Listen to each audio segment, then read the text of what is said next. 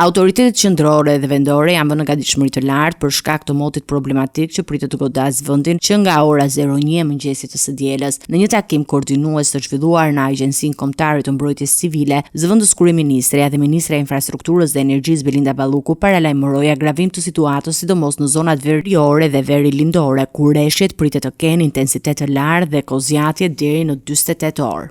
Pritet që kjo situatë të nisë në orët e vona të natës sonte, por nga ora 1 e mbrëmjes, pra ose në të këdhirë të datës 18, do kemi një agravim të situatës, i cili nis nga veriu.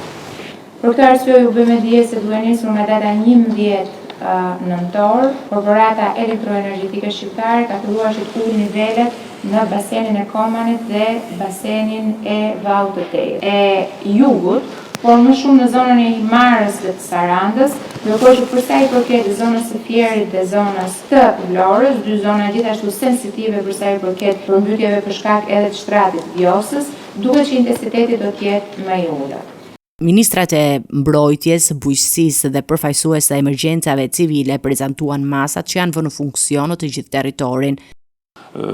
Kapacitetet në nivel kombëtar janë të gjitha në gatishmëri të plot, forcat armatose, policia e shtetit, pozicion fikset dhe të gjithë strukturat e tjera që përbëjnë strukturat e sistemit të mbrojtjes civile në Shqipëri.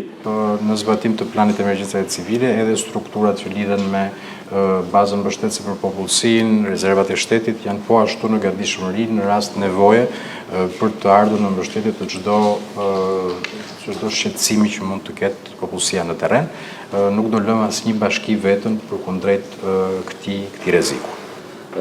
Kam ndërmarrë të gjithë masat për menaxhimin dhe garantimin e funksionimit të rrjetit të kullimit dhe pajisjen ato me mjetet nevojshme në këtë zonë. Specialistët parashikojnë se data 18 do të shënojë pikun e rreshjeve me një intensitet të shtuar, sidomos në zonat e jugut dhe juglindjes. Emergjenca civile bëjnë thirrje qytetarëve të tregojnë kujdes të shtuar, veçanërisht në zonat me rrezik përmbytjeje, rrëshqitje dherash dhe përgjatë segmenteve rrugore malore.